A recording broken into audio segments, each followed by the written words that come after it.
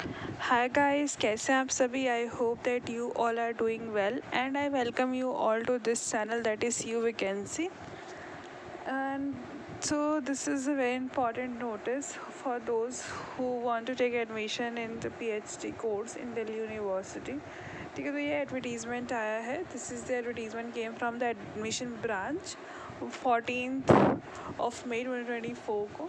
ठीक है, तो यहाँ पे पूरी थोड़ी मतलब काफ़ी अच्छी इन्फॉर्मेशन लिखी हुई है, important information about the PhD admission 2024 and 2025 जो सेशन होने वाला है उसके लिए. ठीक है, एज़ यू नो कि जो हमारा नेट स्कोर है वही अब रेलिवेंट है for the PhD admission. And last time basically we are having two faces, first for the JRF and NET and the second for those who given CUET. But this time ऐसा नहीं है. और पहले क्या होता था कि हर यूनिवर्सिटी अपना एक कंडक्ट कराती थी एंट्रेंस टेस्ट, राइट. तो सो मतलब there are 2-3 ways through which we are got admitted into the PhD. But अब क्योंकि इस सेशन में ऐसा नहीं है.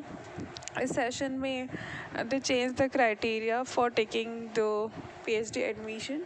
और वो क्राइटेरिया जो है वो बेसिकली नेट जो हमारा होता है NET eligibility test conducted by NTA, right, जो ट्वाइस इन अ ईयर होता है. अब उसी के बेसिस पे आपका PhD एडमिशन होगा. बट इसके अंदर कुछ मेजर चेंजेस हुए हैं जो हमको नोट करने की बहुत ज़रूरत है. तो यहाँ पे इन्होंने 3 कैटेगरीज में आपको पहले तो क्लासीफाई किया गया है कैंडिडेट को. ठीक है, एक तो जो JRF है, तो अगर वो JRF है तो वो एलिजिबल है फॉर ऑफ कोर्स फेलोशिप के लिए है, असिस्टेंट प्रोफेसर के लिए है एंड PhD इंटरव्यू के लिए भी है, मतलब PhD इंटरव्यू भी दे सकता है. नेक्स्ट इज़ दैट नेट के अंदर you are eligible for the assistant professor and you are eligible for the PhD admission. मतलब PhD के लिए भी आप एलिजिबल हैं, मतलब आप इंटरव्यू के लिए जा सकते हैं. फिर एक थर्ड क्राइटेरिया आता है जो it's like a entrance test. ठीक है, वो थर्ड कैटेगरी है. उस केस में अगर आप क्वालिफाई करते हैं तो आप सिर्फ PhD के अंदर ही अप्लाई कर सकते हैं. आप असिस्टेंट प्रोफेसर या फिर JRF ये थोड़ा डिफरेंट हो जाता है. आप सिर्फ PhD के लिए अप्लाई करेंगे. PhD का जो इंटरव्यू होगा उसके अंदर आप एलिजिबल है अप्लाई करने के लिए. ठीक है, तो दीज आर द 3 क्राइटेरियाज. ठीक है, जो इस साल से फॉलो होने वाला है. मे बी शायद फ्यूचर में भी यही फॉलो हो, राइट. फिर यहाँ पे इन्होंने सेकेंड पॉइंट में बता रखा है कि जो JRF के लिए जो क्राइटेरियाज फॉलो होते थे एज़ पर UGC वो वही फॉलो होंगे. एंड इन्होंने बता रखा है कि एज़ पर UGC, ठीक है ना, जो 2 और 3 कैटेगरीज में है वो सेम ही है. मतलब 70% जो आपका एंट्रेंस है उसके अकॉर्डिंग स्कोर देखा जाएगा एंड जो 30% है वो आपका इंटरव्यू. ठीक है, तो वो इंटरव्यू के 30% और आपका जो स्कोर होगा उसका 30%.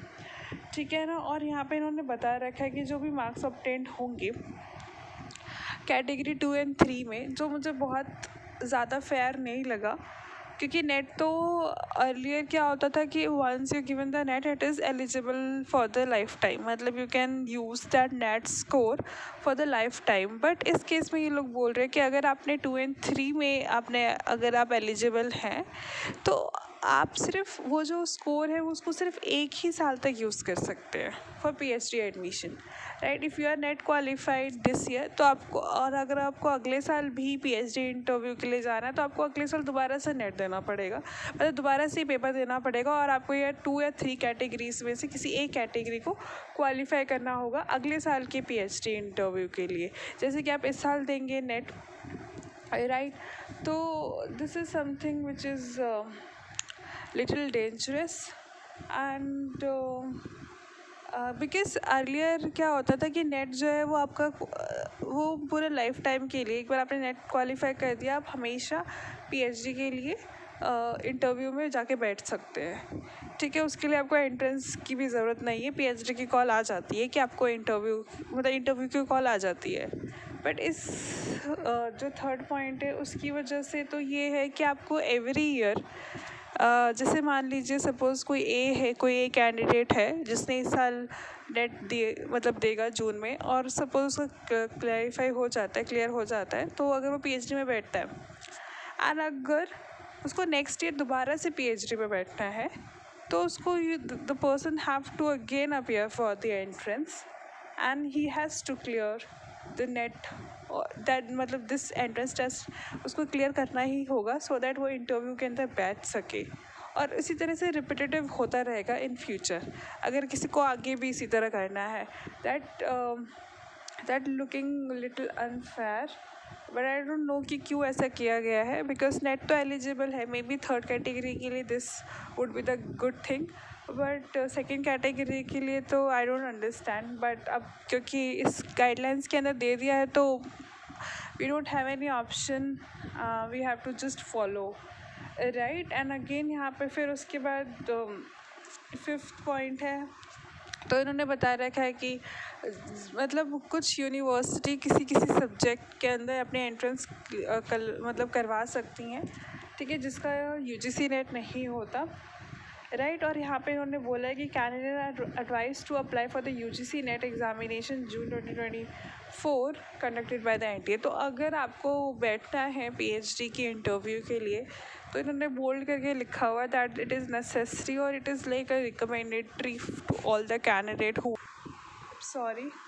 they must be the part of this entrance examination, right। और यहाँ पे एक वो दे रखा है इन्होंने, एक लिंक है, तो यहाँ पे आपको सारी इन्फॉर्मेशन मिलेगी। तो अभी फ़िलहाल हमारे पास इतनी ही इन्फॉर्मेशन थी जो मुझे लगा बहुत रेलिवेंट है for the candidate who is like waiting for this PhD admission, right. And जो भी इंफॉर्मेशन होगी वो आपको इसी जो ये आपको ये दिख रहा है ना यहाँ पे ये link, this is the link, यहाँ पे आपको सारी इन्फॉर्मेशन मिलेगी अबाउट द PhD, ठीक है। तो आप इसी वेबसाइट पे आप कीप विजिटिंग, ठीक है, you should keep visiting to this website for the latest news. Otherwise you can follow and subscribe my channel for more update because I will try my best कि आप तक हर information authenticity के साथ पहुँचे। और ये जो PDF है ये भी आपको ईजिली ड्यू की वेबसाइट पे मिल जाएगी, ठीक है। आपको ड्यू की वेबसाइट पे PhD पोर्टल पे जाके PhD एडमिशन पे जाना है और उधर वहाँ पे एकदम रीसेंट ही ये गिवन है, ठीक है। तो वहाँ से आप डाउनलोड करके खुद भी रीड कर सकते हैं। अदरवाइज़ ये PDF मेरे टेलीग्राम चैनल पे भी अवेलेबल है, आप वहाँ से भी एक्सेस कर सकते हैं, बट आप इसे रीड ज़रूर कर लीजिएगा। और अगर आपको कुछ डाउट रहता है तो feel free to ask me और you can directly contact to the university if they reply you, ठीक है। तो उस यूनिवर्सिटी के यहाँ पे कोई वो मेल ID तो नहीं लिखा हुआ है, बट हाँ आप जब जाएंगे वेबसाइट पे तो वहाँ पे हेल्प डेस्क नंबर या फिर email ID डेफिनेटली गिवन होती, तो वहाँ से आप कांटेक्ट कर सकते हैं।